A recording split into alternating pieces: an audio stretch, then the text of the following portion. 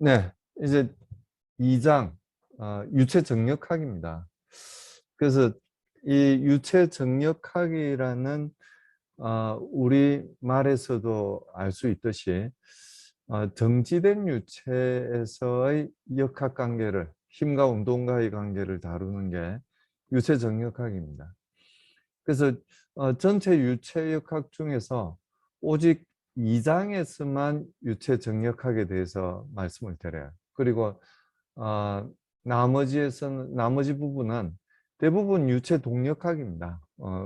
이 유체의 움직임이 있을 때 힘과 운동과의 관계가 어떻게 되는지를 이야기하는 게 3장 이후부터라고 이제 말씀을 드릴 수가 있어요.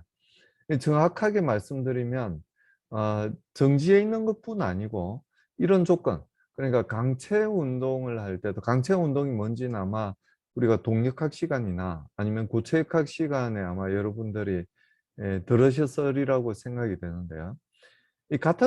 한마디로 이제 같은 속도로 움직이는 경우에요. 같은 속도로 움직일 때는 정지한 상태와 같다고 우리가 생각을 할 수 있습니다. 그래서 동일한 속도로 계속 회전을 하거나, 회전 운동은 여러분들이 아시다시피 가속도 운동이에요. 등가속도 운동입니다.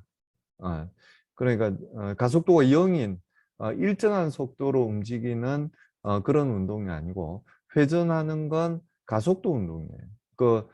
각 속도가 변하든지 변하지 않든지 이 가속도를 가지는 그런 운동이라고 이야기를 할 수 있습니다. 아무튼 같은 가속도, 그러니까 일정한 각속도로 회전하는 경우에 탱크가 같은 가속도로 회전하는 경우에 그 내부에 있는 유체의 압력 분포는 우리 2장에서 다루는 유체 정력학에서 이야기를 할 수 있는 부분이에요. 그리고 똑같은 속도로 모든 유체가 같은 가속도로 운동한다기보다 같은 속도로 운동하고 있을 때는 이런 전당 능력을 받지 않습니다. 강체 운동을 하는 거죠. 그래서 이런 경우도 이제 유체 정력학에서 다룰 수 있는 부분입니다. 위치에 따라서 압력이 어떻게 되는지를 우리가 구할 수 있다는 이야기죠. 그래서 2장에서 다루는 내용들이 주로 요 윗부분에 나와 있는 내용들이에요. 분명히 이제 압력이 변한다는 걸 우리가 알고 있습니다.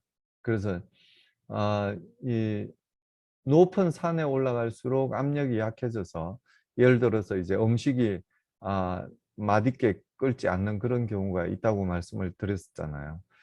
그게 주변 압력이 이제 낮아지기 때문에 그런 일이 생기는 거거든요.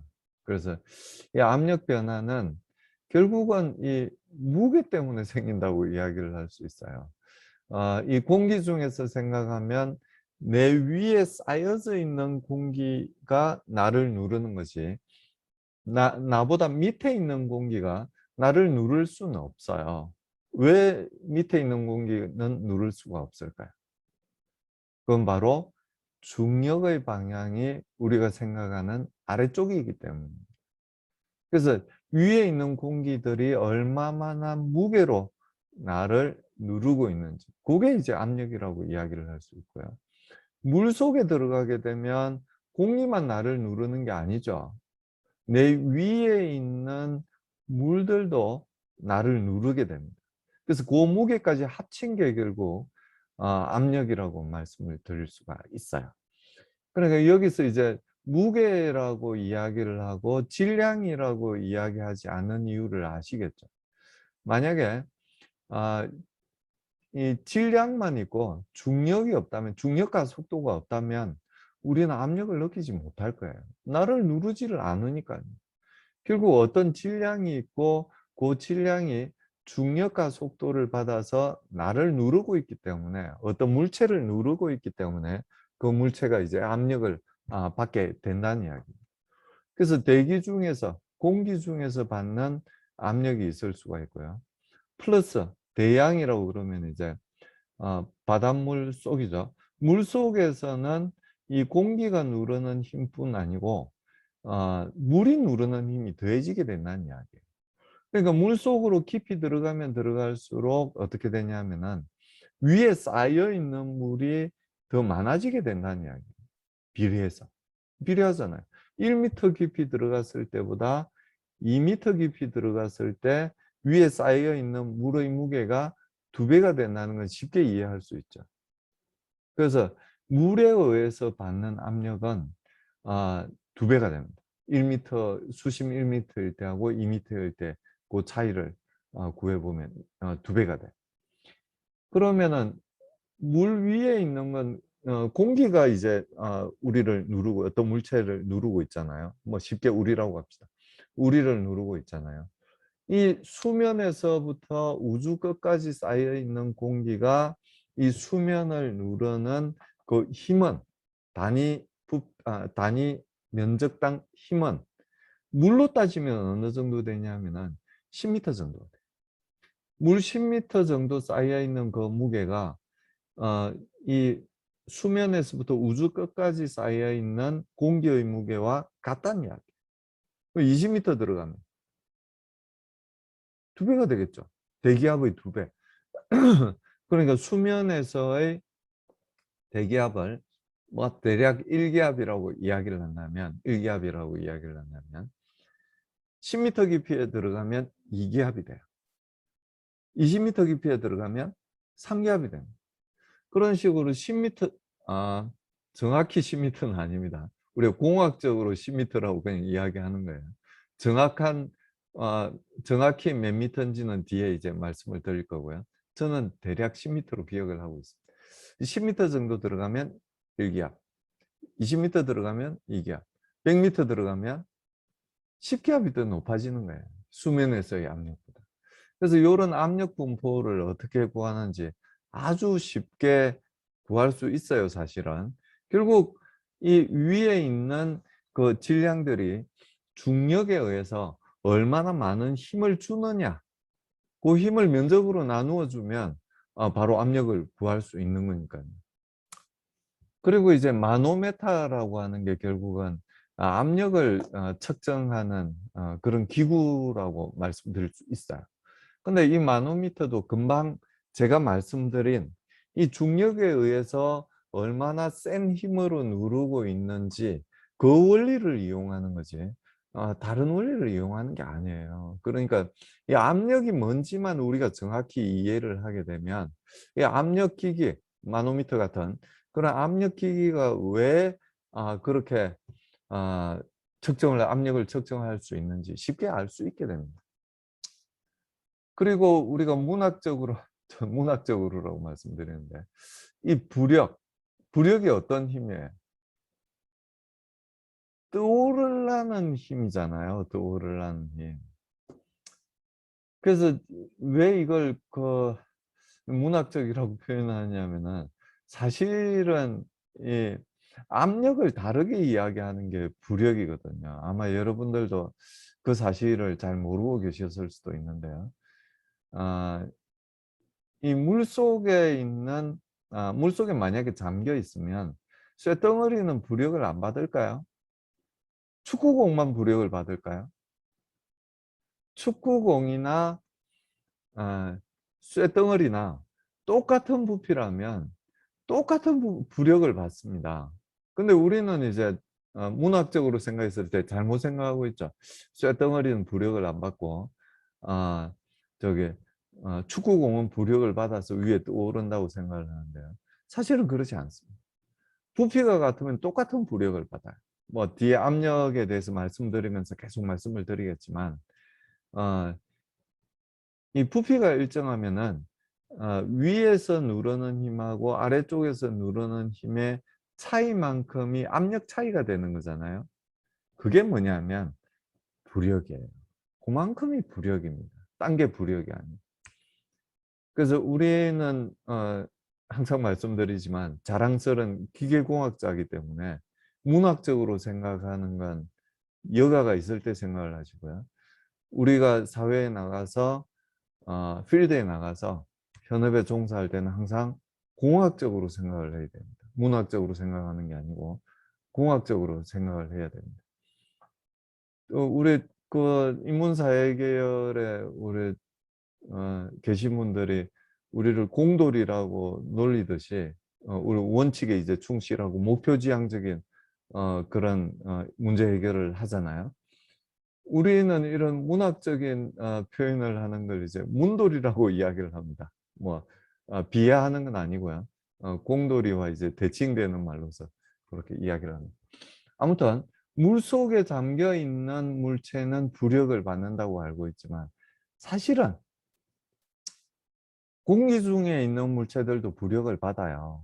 그래서 이런 헬륨 가스를 가득 채운 풍선이라든지 아니면 수소가스를 채운 풍선들은 위로 떠오르죠. 위로 떠오르는 게 결국은 이 압력에 의해서 받는 힘보다 중력에 의해서 받는 힘보다 압력에 의해서 받는 힘이 더 크기 때문에 위로 떠오르게 됩니다. 그걸 이제 문학적으로는 이제 부력이라고 이야기를 하는데요. 공식적으로 교과서에서도 부력이라는 말을 사용합니다. 물론 사용을 하고요. 그 부력에 대해서도 뒤에 자세히 말씀드릴 거고요. 이 부유체라고 하는 건 빙산같이 일부분이 물속에 잠겨 있고 일부분이 위에 떠올라 있는 배도 마찬가지예요. 배도 부유체예요. 배도 이제 물속에 잠겨 있는 부분이 부력을 그러니까 압력을 받게 되고 그리고 이 중력에 의해서 밑으로 내려가는 힘을 받고 그걸 이제 평형을 이제 이루게 되는 상태가 되게 됩니다. 자, 이거 여러 번 사실은 이제 말씀드렸고 또 드릴 내용인데요. 이 압력이란 건 기본적으로 노멀 스트레스입니다. 노멀 스트레스. 시어 스트레스는 절대 될 수가 없고 노멀 스트레스예요.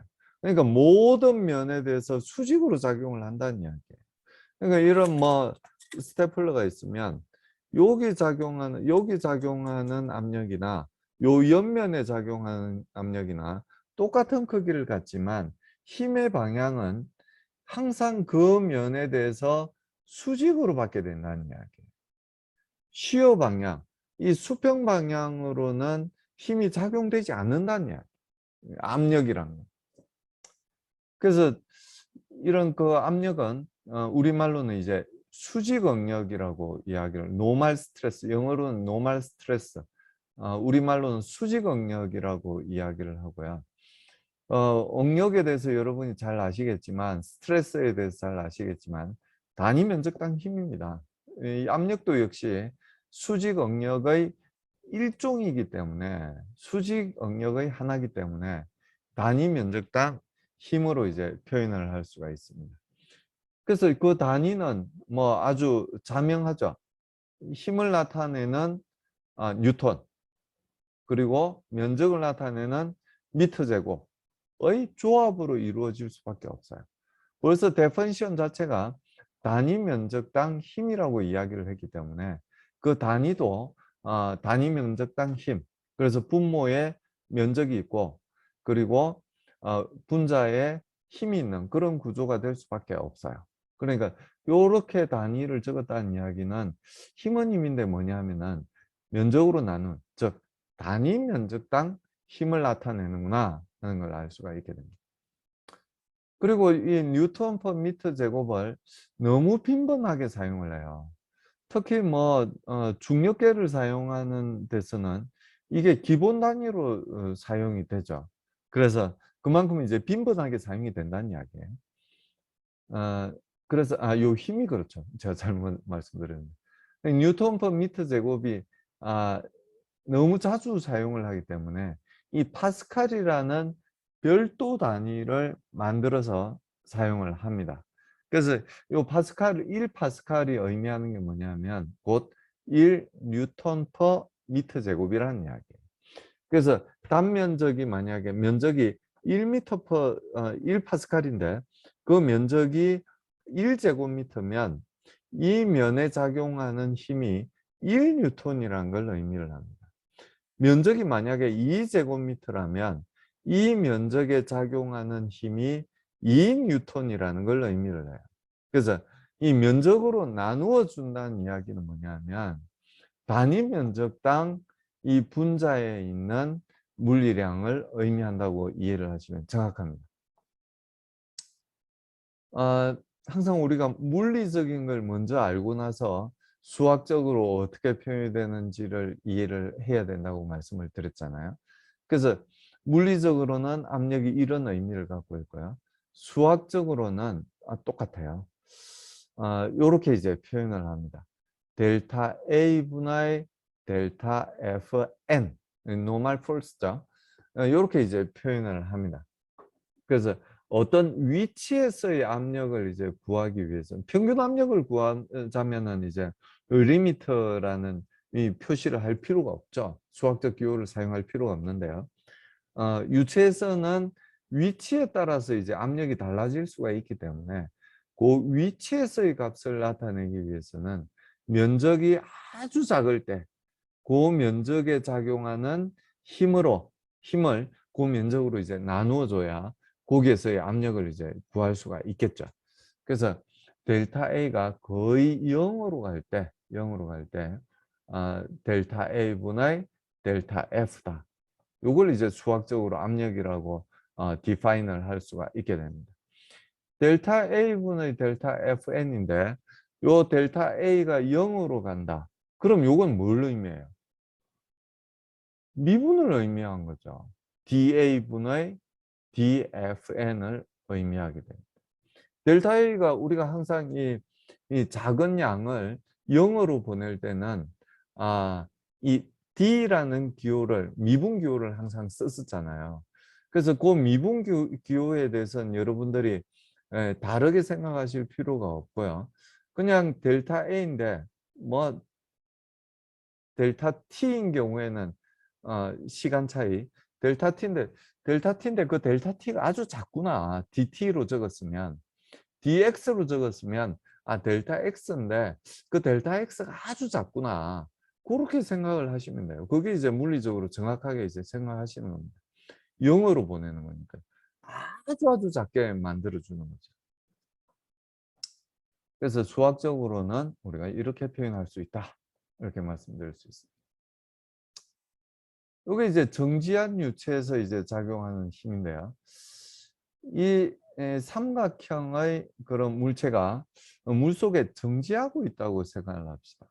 그러니까 이 화면을 뚫고 지나가는 방향으로는 B만큼 길이를 갖고 있어요. B만큼의 길이를 갖고 있고 무한한 게 아닙니다. B만큼 길이를 갖고 있고 그 단면에서 보면 이런 모양을 이제 갖고 있는 물체입니다. 중력 방향은 어디냐면 여기 이제 가운데 표시되어 있는 대로 중력은 아래쪽으로 이제 작용을 하고 있어요. 그래서 이 삼각형 이쪽으로는 이제 화면을 뚫고 지나가는 방향으로는 B만큼 길이가 있다고 말씀을 드렸어요.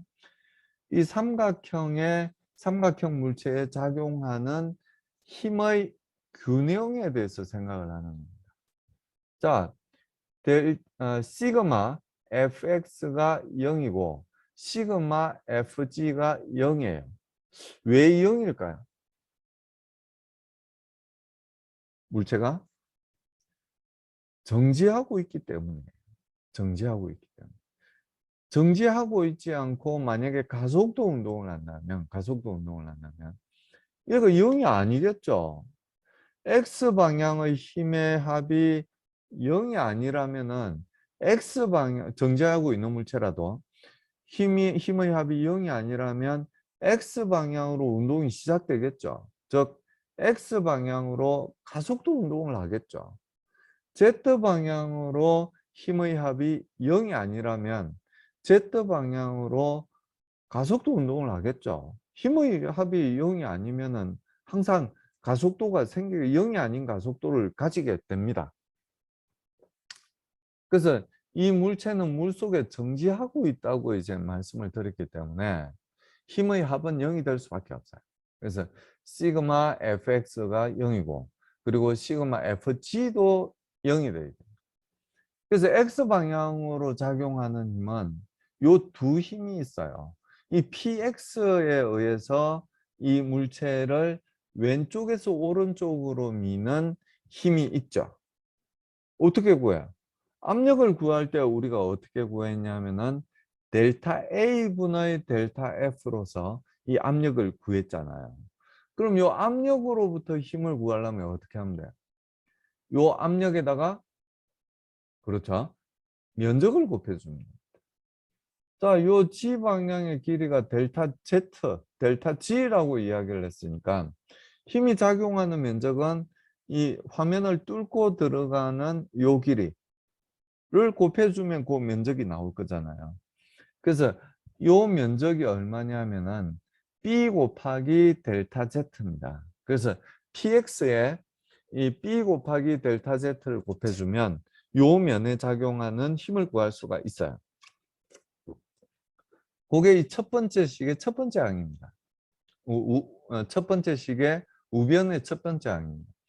B 곱하기 델타 Z에 PX라는 압력이 가해지고 있으니까 PX의 그 면적을 곱해주게 되면 힘을 우리가 구할 수가 있게 됩니다.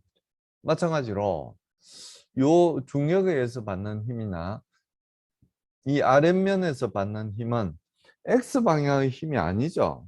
Z방향의 힘입니다. 근데 요 면, 이 델타 S라고 표현한 요 면에서 받는 힘은 X방향의 힘도 있고 Z방향의 힘도 있어요. 근데 우리는 지금 X방향의 힘을 우선 다루고 있으니까요. 요 X방향의 힘을 먼저 이 PN에 의해서 어떤 힘이 주어지는지를 살펴보고 그 중에 X방향의 힘의 성분은 얼마나 되는지를 우리가 찾으면 될 거잖아요.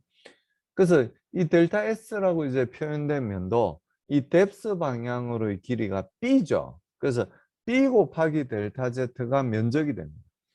거기에 가해지는 압력이 PN이니까 요 두 번째 항 PN 곱하기 B 곱하기 델타 S가 나타내는 게 바로 요 델타 S라고 표시한 이 면에 작용하는 힘이에요.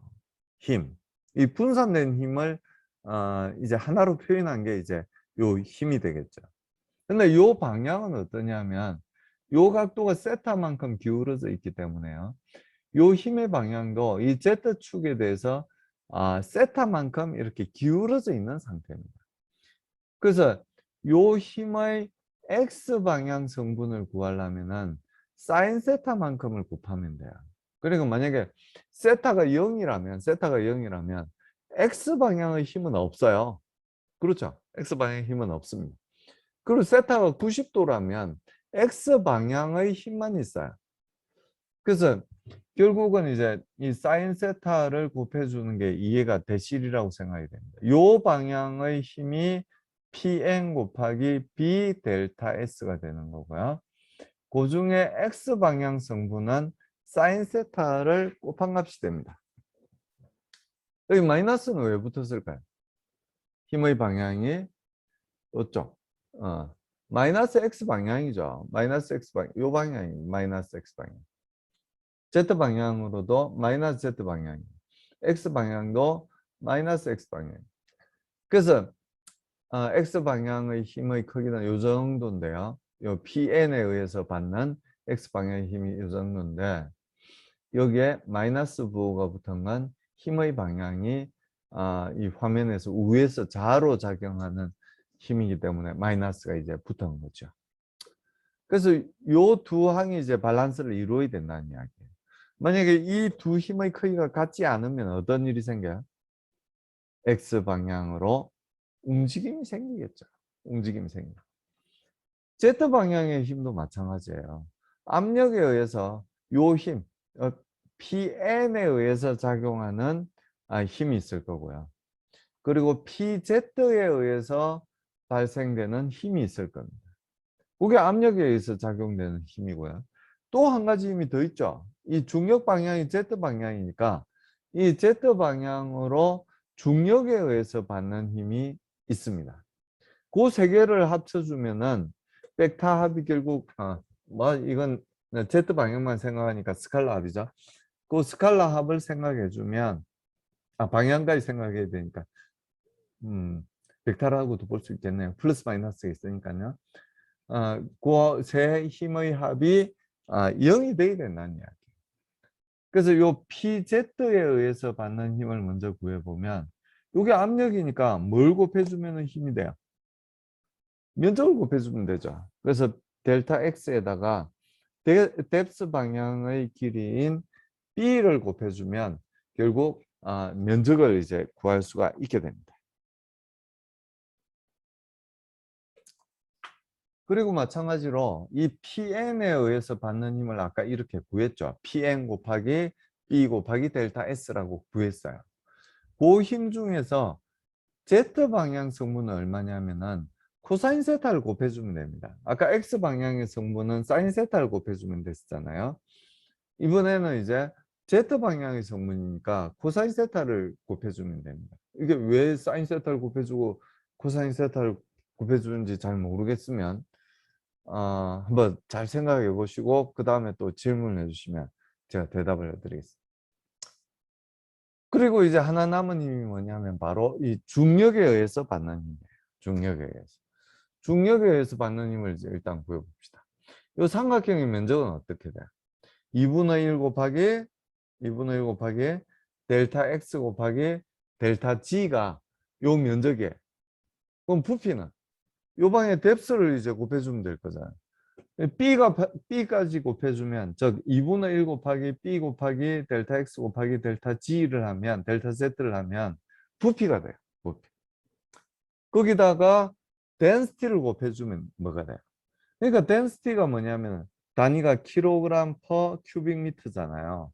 그러니까 단위 부피당 질량이 얼마냐를 나타내는 게 density거든요. 밀도거든요. 그래서 금방 구한 이 부피의 단위 부피당 질량이 density라고 이야기를 했으니까 density에다가 부피를 곱해주면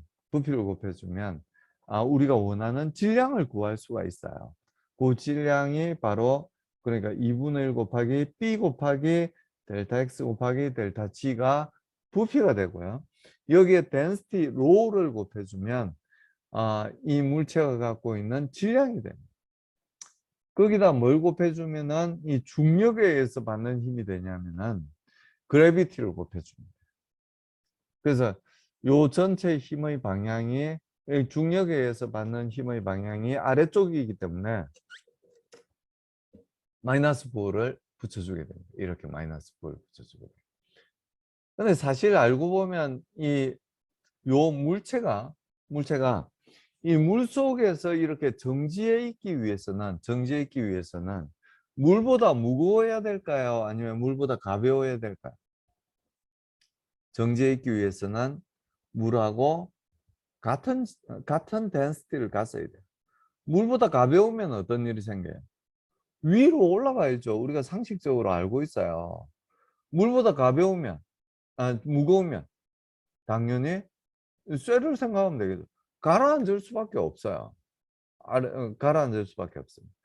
이 물체가 이 물 속에서 정지해 있는 상태로 가는 게 곧 무엇을 의미하느냐 하면은 이 물체의 density가 물하고 똑같다는 이야기.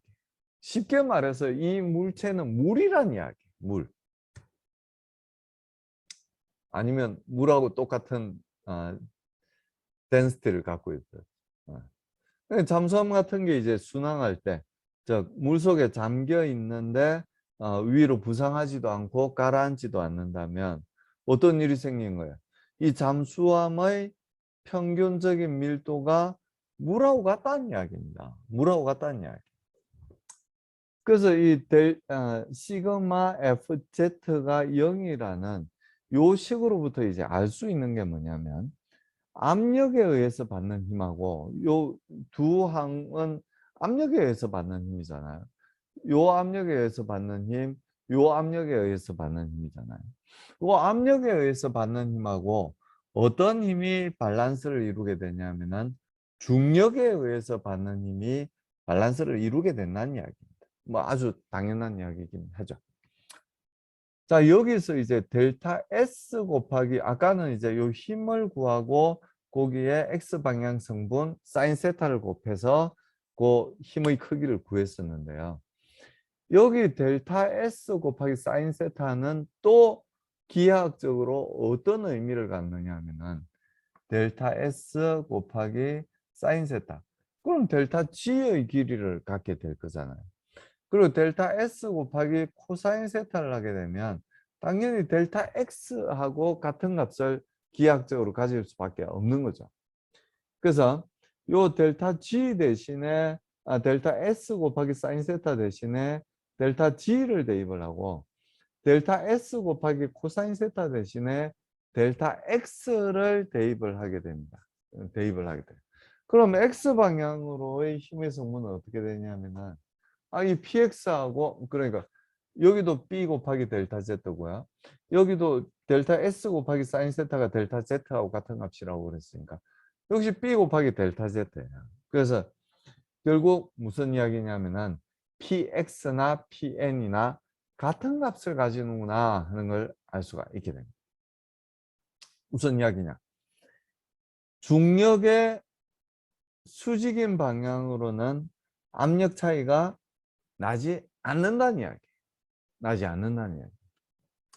역시 마찬가지로 이 델타 S 곱하기 코사인 세타 대신에 델타 X를 대입을 하면 여기 델타 X를 대입하면 세 항에 모두 어떤 값을 갖고 있냐면은 B 곱하기 델타 X라는 값을 세 항이 모두 갖고 있어요. 그래서 B 곱하기 델타 X분의 1을 양변에 곱해주게 되면 B 곱하기 델타 X가 없어지죠. 그래서 남는 항이 얼마가 남느냐 하면은 이 항은 PZ가 남게 되고요. 이 항은 PM이 남게 됩니다. 그리고 이 항은 뭐 B 곱하기 델타 X가 없는 나머지 항이 되겠죠. 2분의 1 곱하기 로 곱하기 G 곱하기 델타 Z가 남게 됩니다. 그 식을 정리하면 여기 당구장 느낌표 점 3개가 뭐죠? 요 표시를 한 식과 같이 구할 수 있게 돼요. 자, 요걸 보면 우리가 물리적으로 많은 걸 알 수가 있죠. X 방향으로는 위치가 바뀌어도 압력이 변하지 않는다는 게 이 첫 번째 항이 의미하는 거고요. 요 두 번째 항은 뭐예요? PZ와 PN, 요 PZ와 PN 사이에 그 압력 차이라고 하는 건 결국 얼마만큼이냐면은 요 속에 얼마나 많은 물이 있느냐, 물이 아니죠. 그 물질이 있느냐, 물하고 같다고 그랬죠, 덴시티가. 얼마나 많은 물이 요 속에 들어있느냐가 결국 압력 차이로 나타나게 되는 거예요. 그래서 만약에 요 속에 있는 유체가 이 압력이 중력에 의해서 받는 힘이 더 크다면 이게 밸런스를 이루지 않아요. 밸런스를 이루지 않고 밑으로 작용하는 힘이 더 커지게 됩니다. 반대로 이제 물보다 가벼운 물체가 여기 있다면, 그러니까 중력에 의한 힘이 더 작다면 이게 더 작아질 거니까요. 결국 위로 떠오르는 힘을 갖게 될 수 없다. 이렇게 말씀드릴 수 있습니다. 그래서 이번 슬라이드에서 여러분들이 이제 기억하셔야 될 점은 뭐냐면 X 방향으로는 압력 변화가 없구나.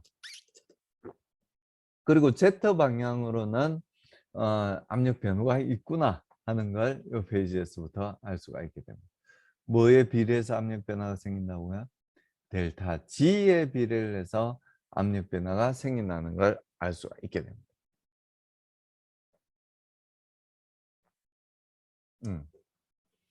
자, 요 그림은 요 비슷한 그림들을 이제 여러분들이 많이 보시게 될 건데요. 요게 이제 말하자면은 작은 컨트롤 볼륨이에요. 요 면에 작용하는 힘들에 대해서 이야기를 하려고 그럽니다. 그러면 요 면들이라고 했으니까 어떤 면들이냐면은 요 6개의 면, 이 육면체의 6개의 면에 어떤 힘이 작용하는지를 우리가 알아보려고 그러는 거예요. 그래서 여기 센터에서 한가운데에서의 그 압력을 P라고 한다면 잘 이해하셔야 되는데요. 여기 라운드 X분의 라운드 P라고 표현이 돼 있잖아요. 요건 뭐하고 똑같은 이야기냐면은 델타 X분의 델타 P예요. 물론 뭐 델타 X가 0으로 갈 때죠. 그리고 왜 dx분의 dp라고 표현을 하지 않냐면 이 압력이라는 값은 x 방향으로도 변할 수 있지만 y 방향으로도 변할 수 있고 z 방향으로도 역시 변할 수가 있는 값이에요. 그래서 x만의 펑션이 아니고 우리가 공업 수학 시간에 배웠죠. 이 x만의 펑션이 아니고 y와 z에 대한 펑션도 되기 때문에 요 라운드 x분의 라운드 p라고 적어야 돼요. 요게 이제 말하자면 뭐예요? 단위 길이당 x 방향으로 변화에 따라서 프레셔가 얼마나 커지느냐를 나타내는 게 바로 라운드 x분의 라운드 p입니다. 그러니까 금방 이제 말씀드렸듯이 단위 길이당 x만큼 x축으로 떨어져 있을 때 요 두 점에서의 압력 차이가 얼마냐를 나타내는 게 바로 요 라운드 x분의 라운드 p거든요. 근데 이 얼마만큼 떨어져 요 면하고 압력이 금방 제가 주어졌죠. 압력이 요 센터에서는 얼마라고 말씀드렸냐면은 P라고 말씀을 드렸어요. P라고. 그러면 요 점하고 이 센터하고 요 점 사이에 거리가 얼마라고 이제 보냐면은 2분의 dx만큼 떨어져 있는 거예요. 2분의 dx. dx 아니죠. 여기 요 길이가 이제 dx고 요 센터에서부터 요 면까지는 2분의 1 dx가 됩니다. 그래서 단위 길이당 압력 차이에다가 길이를 곱해주기 때문에 결국은 그 길이를 곱해준 양면 사이에서의 압력 차를 우리가 구할 수가 있게 되는 거예요. 요게 요만큼이 나타나는 거예요. 근데 여기 왜 마이너스가 붙었을까요?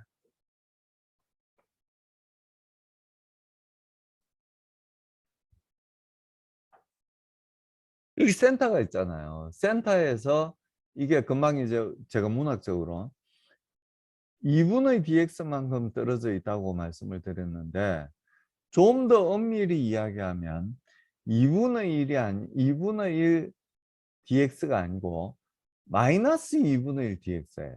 플러스는 어느 방향이에요? 이 오른쪽 점이 플러스 dx, 2분의 dx만큼 떨어져 있는 거지. 요 점은 이 센터에서 마이너스 2분의 1 dx만큼 떨어져 있는 거예요. 그래서 여기는 마이너스 2분의 1 dx만큼이 곱해졌어. 요 전체가 이 마이너스부터가 나타내는 게 뭐냐면 두 점 사이에 델타 P를 나타내는 거예요. 두 점 사이에서의 델타 P. 그렇죠. 이해하시겠죠?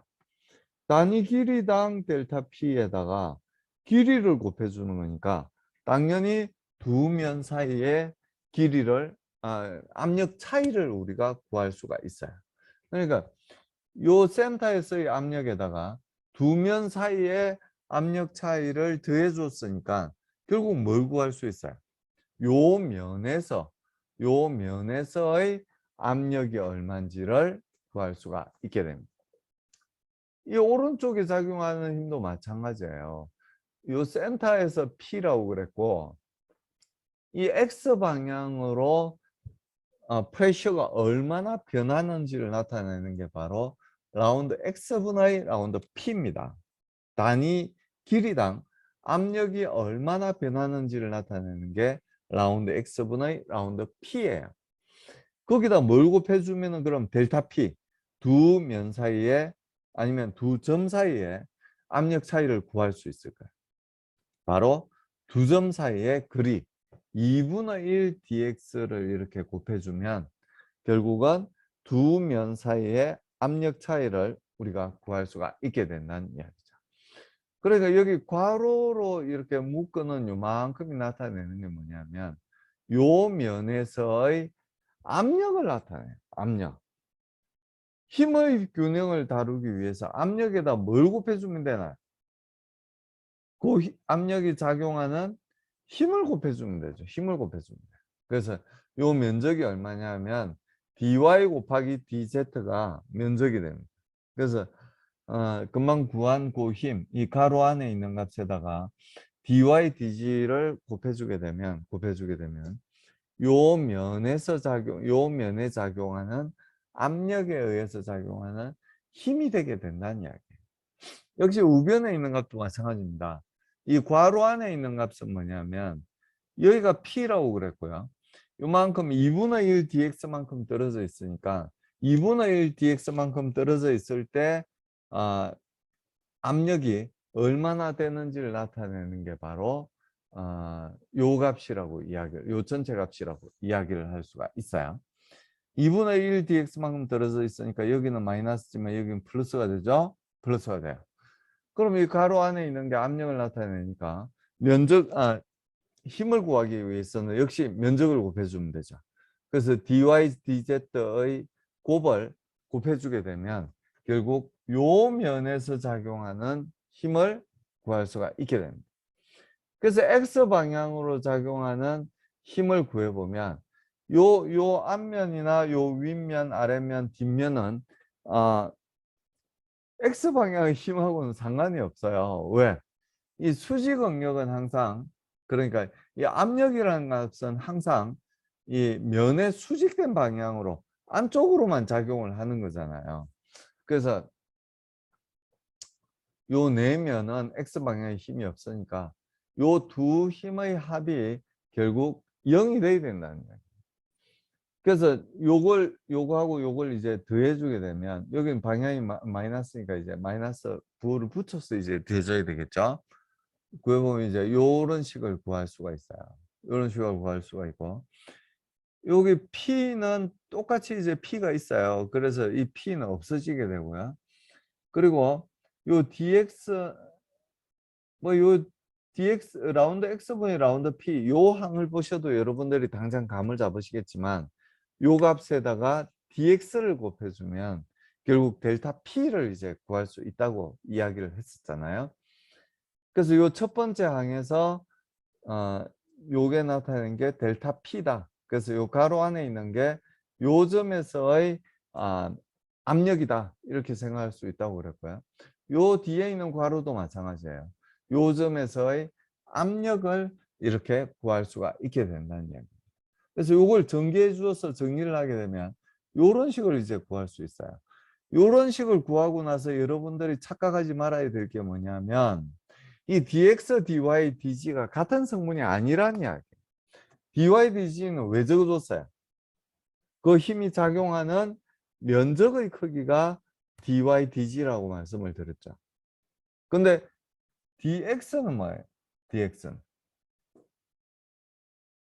요 두 면 사이의 거리를 이야기를 해요. 두 면 사이의 거리. 두 면 사이의 거리를 이야기하는 거지 결코 면적을 의미하는 게 아닙니다. 그래서 요만큼 곱해주면 뭐가 돼요? 델타 P가 되죠. 델타 P에다가 요 점과 요 점에서의 압력 차이 델타 P가 되는데 그 델타 P에다가 면적 dy dg를 곱해주면 결국은 요게 네트 폴스가 된다는 이야기. 근데 요게 이제 얼마가 돼야 된다는 이야기예요. 얼마가 중력을 이제 무시한다면 요게 0이 돼야 된다는 이야기예요. 요게 0이 돼야 된다.